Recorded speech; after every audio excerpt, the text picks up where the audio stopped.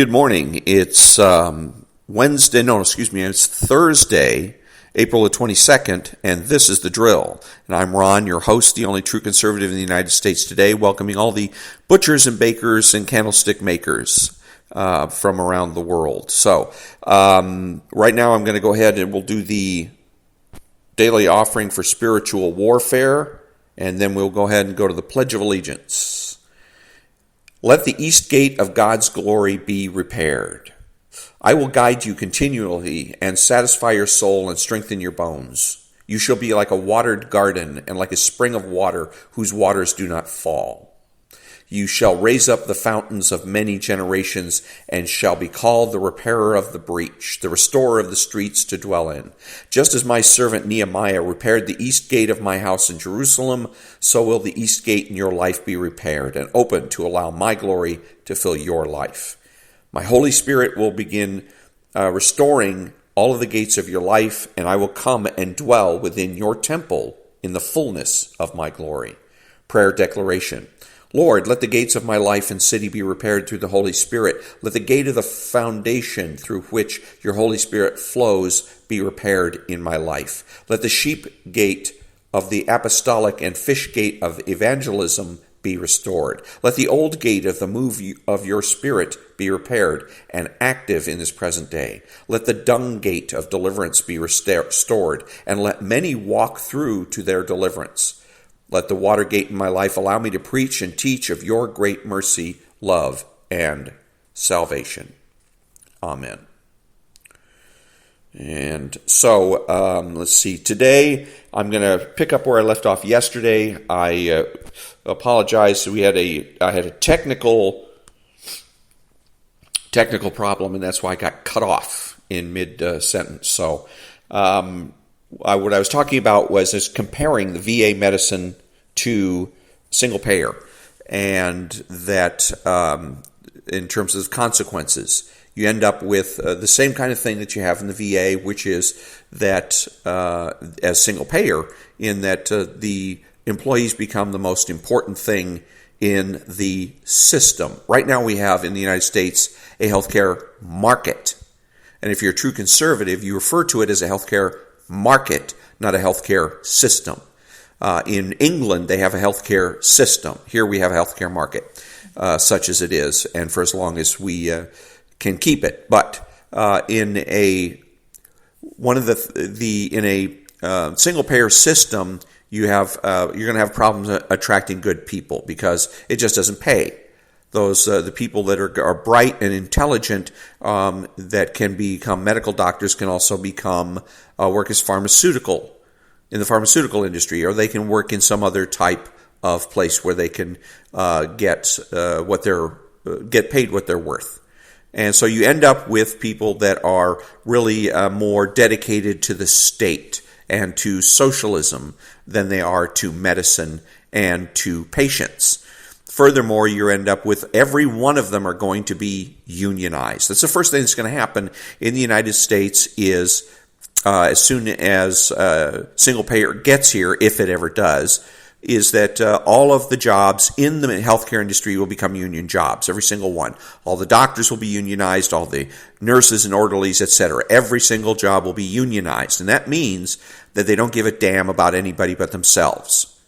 All they're going to be caring about is how much money they're getting, how much benefits they're getting, etc., etc., etc.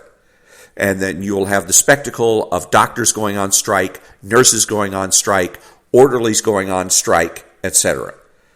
And again, to hell with the patients. How the left can explain how it is that we have a right to health care, but at the same time, the doctors can go on strike, or nurses can go on strike, or orderlies can go on strike. They don't. It doesn't work. It's a contradiction in terms, like everything on the left. Everything on the left is simply just a contradiction and not worth listening to. But anyways, the VA medicine is again like a little experiment in this huge healthcare market. You got this little pustule of paradise called VA medicine, and as I think I said yesterday, it's like gas station sushi. When it's good, it's adequate. And when it's bad, it's awful. It is absolutely awful. I've had experiences where I have the two doctors that have differing opinions on what kind of treatment to offer me. I want to go with Dr. A's opinion, and Dr. B says, well, no. I am senior. I'm the senior person here. He's pulling rank is what he's doing. And this is what they care about. They don't give a damn about me and what I want and what I think is best for my health. All they give a damn about is their prestige, because basically that's the only thing left. They're not getting paid anything. The other part of the problem is every time you go to the VA, other than for your primary care physician, if you go and make an appointment to see a specialist, and then you have to make a follow-up appointment, you make the follow-up appointment, and your specialist is not there. Hi, I want to see Dr. Smith. I'm sorry, he's not here. He's been rotated to a different hospital or a different clinic because they don't have enough. So they have to rotate the doctors they do have between various different locations. So now I get to sit down with a new doctor, Dr. Jones, and I got to explain to him all the things I've already explained to Dr. Smith. I got to get him up to speed. Then I might end up having to have another follow-up appointment with Dr. Jones. I come back and the same problem. Dr. Jones isn't there. Well, maybe I can get back with Dr. Smith. No. He's still not here either. They're all reassigned to different places, on rotation to different places. So now I'm going to end up with Dr. Pelosi. How about that? How about that for a little bit of irony? So now I got Dr. Pelosi, and again, I got to explain everything all over again. And again, Dr. Pelosi's only concerned at the end about Dr. Pelosi's prestige and Dr. Pelosi's rank, that they're Dr. Pelosi's seniority. It is the worst of medicine. And if we ever do bring single payer into this country, we're going to get exactly what we deserve. Good and hard. And again, the worst, most obscene thing about single payer is the idea that billionaires are going to get free medicine. Ridiculous. Absolutely ridiculous. The solution is to means test. I mean, also, by the way, as an aside, the idea that billionaires are going to get Social Security and Medicare is equally obscene. They shouldn't be getting a nickel out of either one of those programs because they're supposed to be poverty programs. But so everything should be means tested, especially in medicine. If you're a billionaire and you need to get your leg set, $10,000, et cetera, et cetera. And then that way, the people that come in that have barely have enough money to pay the rent may get it. Maybe they get it for free. Maybe they get it for $10, something that they can afford. So means testing is a much better way to deal with the obscenities of great wealth than to have single payer or to have a socialist system. Socialism is just punishing everybody. You see inequality and you decide everyone's got to be punished, including the poor. And that's ridiculous and contradictory. So, back in a minute.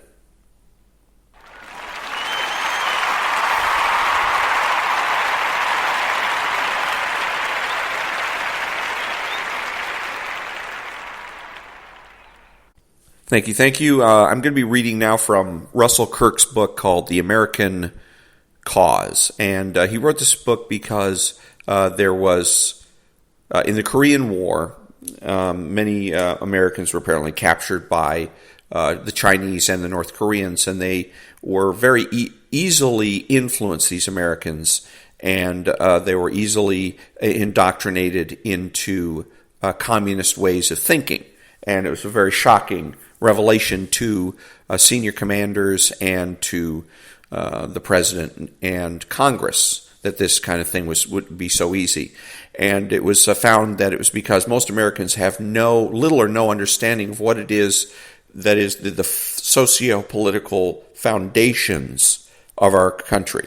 And so when they're caught in a situation where they're being asked to defend their country, they don't know what to do because they simply don't understand what the essence or essences of America and being an American is. So this particular segment on from his book is about religious liberty in the United States. In many ways, we publicly recognize the authority of religious principle. The sessions of our Congress and our state legislatures open with prayers. We exempt the property of churches from taxation. We exempt ministers of religion from military service. We proclaim national days of prayer and thanksgiving that are religious in inspiration. We allow various expenditures of public funds for certain purposes friendly to religion. We swear oaths in courts on the Bible. Our official pledge of allegiance to the flag and the republic now includes the words, quote, "one nation under God," unquote. Many of our oaths of office include acknowledgement of God's sovereignty. As a people, we believe that any just political authority must be consecrated in God's sight. This sense of the religious foundation of our nation, accompanied by complete toleration of legitimate worship and private conscience, does not, of course, mean that we endure religious fanaticism in action or that we refuse to prosecute acts which we consider immoral or harmful to society merely because they are committed under the name of religion. When a religious sect or private believer actively violates the laws of the land, we do not hesitate to take stern steps against such people. But in America, people can hold such religious views or irreligious views as they choose, so long as they do not attempt to force those views upon others and so long as their actions do not violate the law. This combination of complete toleration of opinion with national attachment to religious principle is very rare in the world. Most nations either recognize, formally or implicitly, a state religion, or else disavow religious truth altogether. Such a harmony between church and state is one of the principal achievements of American society, and no powerful religious body in America desires to alter this situation. Americans, then, may take pride in being the most tolerant of people, tolerant without sacrifice of religious conviction. We are a Christian nation that observes religious principles in its public acts, though enforcing religious convictions upon no one. And a little aside here, the key to this last paragraph was such a harmony between church and state is one of the principal achievements of American society. And so when people are talking about separation of church and state, the proper response, the proper conservative response is no, not separation, but harmony. Harmony. You can't win an argument based on the separation of church and state. That's a nod to atheism, which is a religion, by the way. The atheists are just as faithful in their religion as Christians are in theirs, because there's no way the atheists can prove what it is that they believe in. But again, people want to talk to you about separation of church and state. You say no. Harmony between church and state. Toleration abroad. In its dealings with other people, the U.S. government has been scrupulously tolerant of religious beliefs and establishments. When, in 1846 and subsequent years, we occupied the region that is now the southwestern United States and had been Mexican territory, it was inhabited almost entirely by Roman Catholics. But though Protestantism greatly predominated in the United States, we interfered in no way with Catholicism there.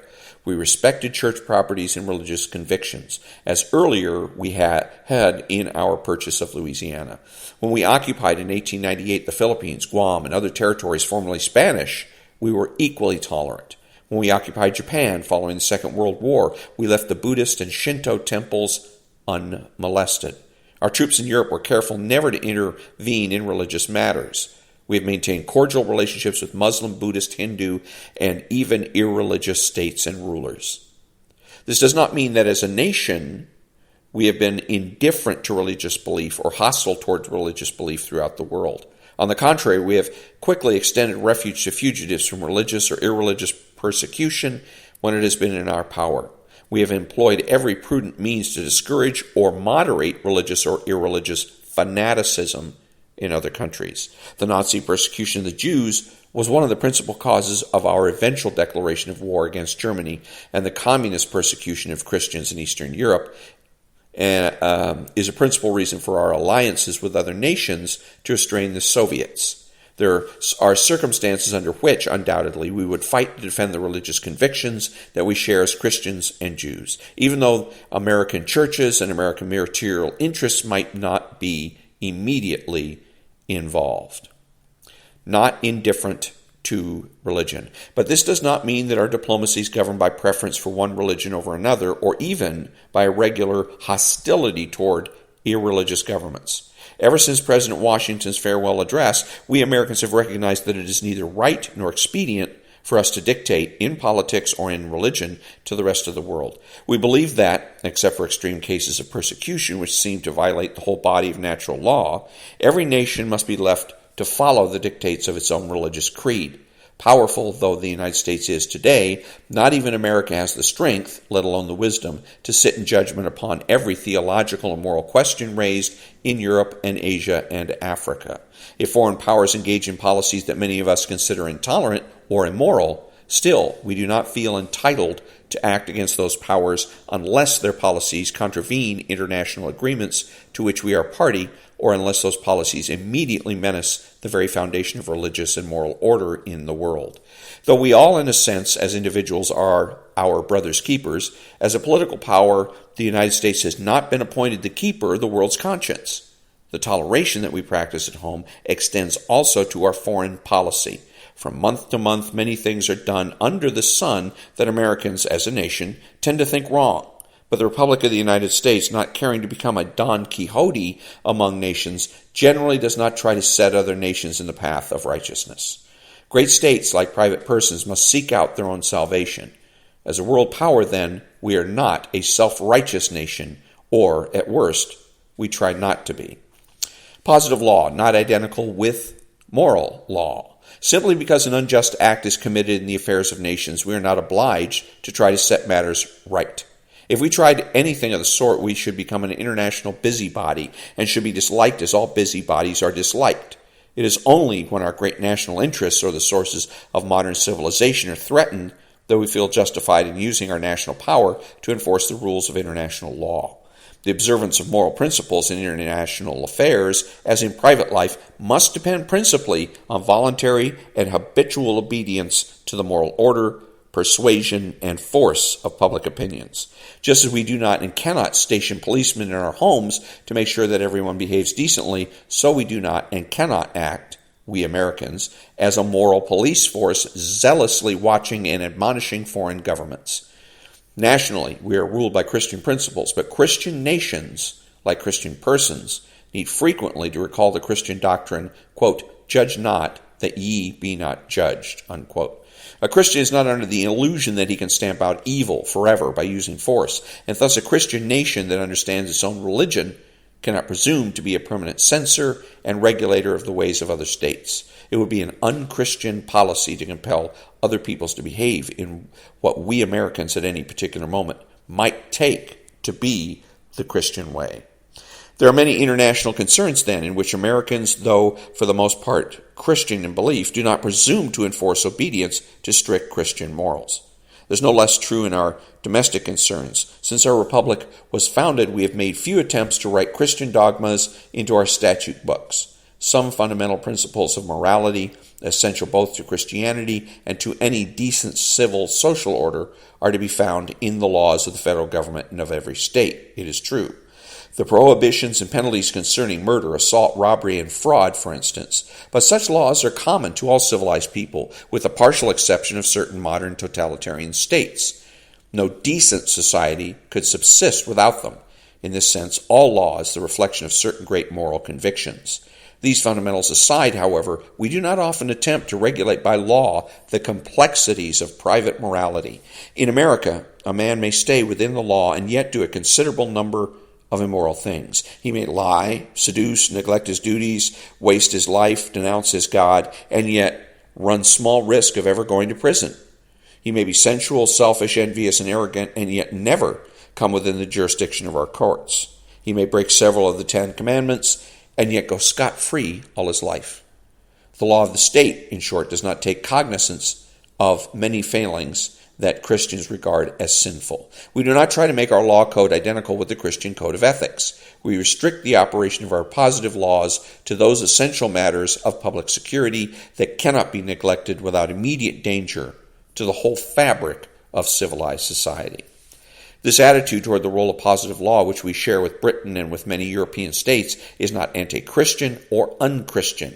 It is simply a wise recognition of the fact that if the political authority tries to do everything, it will end by doing nothing well. In most matters of private conduct and personal relationships, the state cannot intervene wisely or successfully. For judges and policemen are only human beings with limited time and limited intelligence, and they are busy enough already, endeavoring with only partial success to enforce the bare essentials of public morality. And no nation can or should appoint half its population as judges and policemen to watch and reprimand the other half. Politics, it is said, is the art of the possible. Practical morals, too, is the art of the possible. It simply is not possible for political authority to enforce Christian morality or any other sort of morality in the everyday concerns of every man and woman. The regulation of ordinary conduct has to be left to private conscience. The influence of habit, custom, and example, and fear and respect for the opinions of one's neighbors. And I'm going to go ahead and leave it at that and be back in a minute.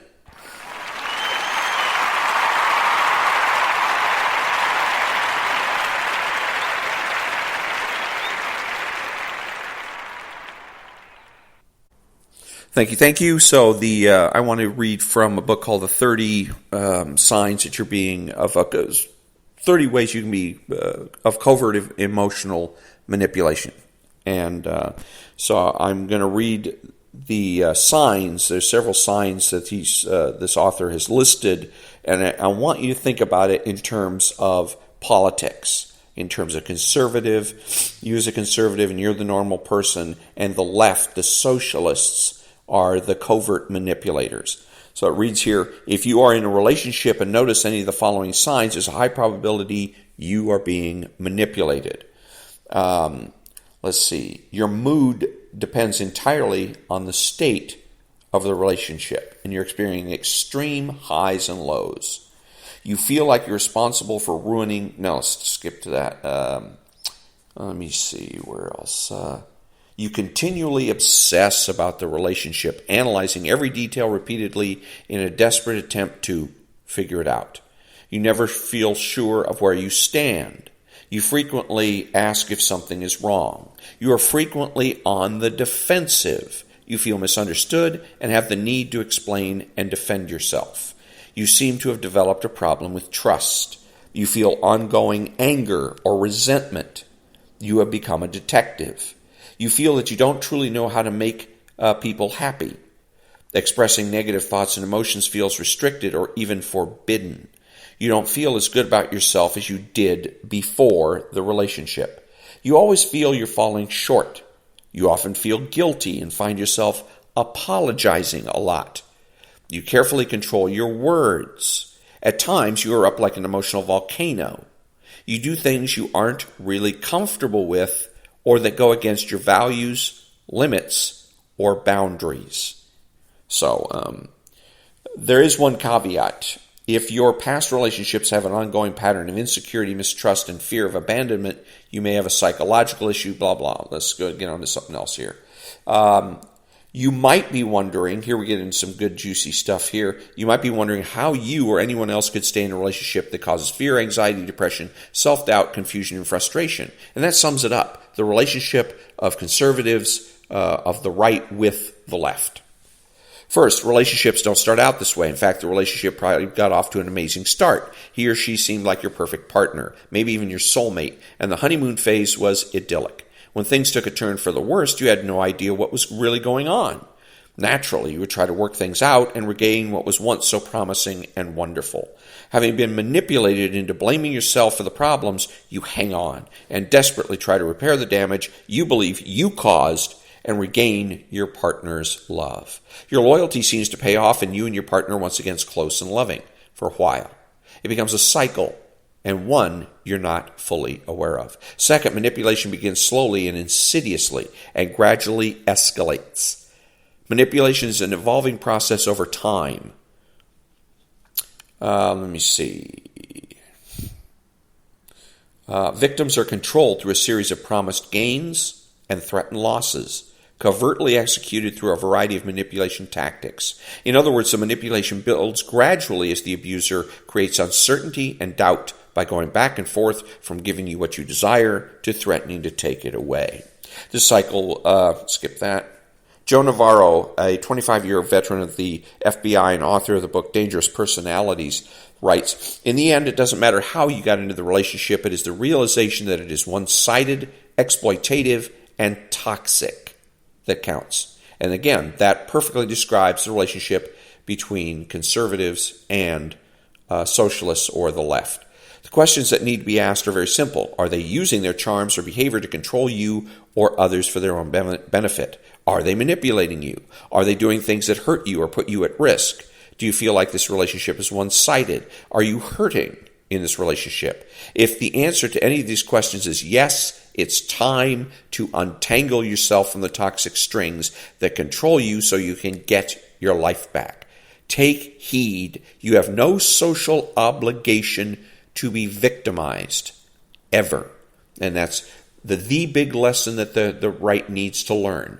We keep going back to the left, trying to win over the left. We want things to be the way they were, say, in the 50s or 60s, where we had two different political parties, but they were basically wanted the same thing. They wanted what was best for the United States of America. They just had differing views about how to achieve that.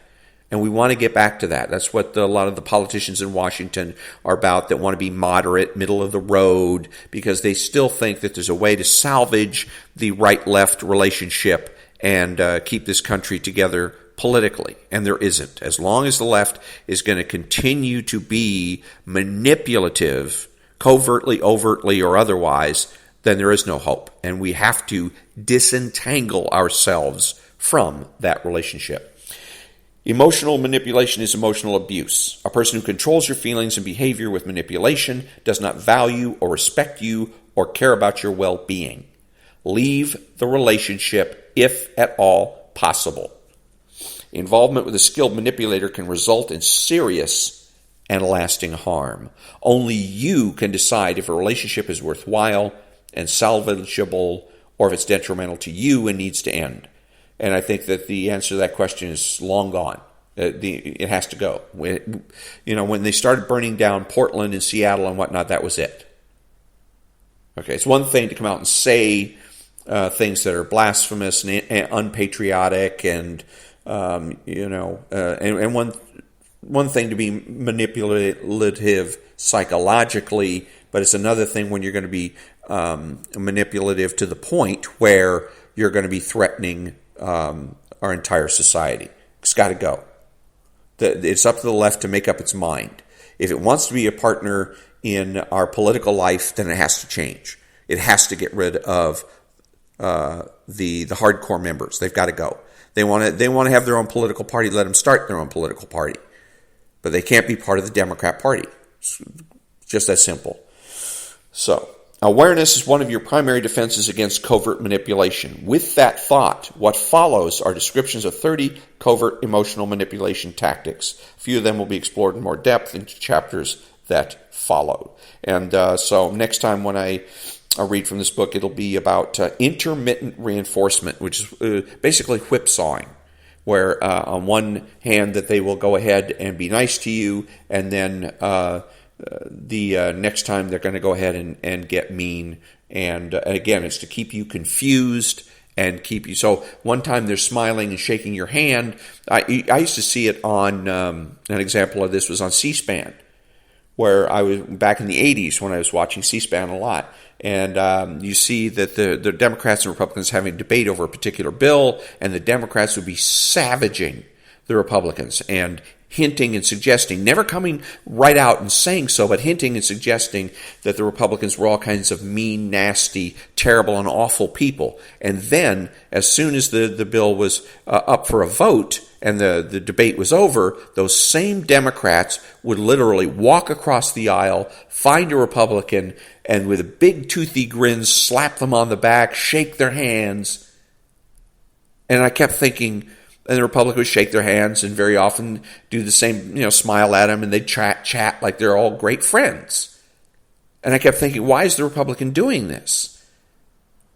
back in my day, there was such thing as trigger words. You insulted people and you insulted them enough, you got punched in the face. You didn't get a handshake. But again, it's this whipsawing, this emotional whipsawing. On the one hand, they're smiling and shaking your hand, patting you on the back, tell you what a great guy you are. 5 minutes later, they're standing in front of a camera calling you a baby killer or a grandma killer or whatever, something. And not even, again, not saying it directly, but hinting and suggesting that you're that kind of a person. So it's manipulative. And if that's the kind of tactics that they're going to resort to, then the Democrats have got to go. We just have to turn them out, so to speak, and let these people go. So, back in a minute.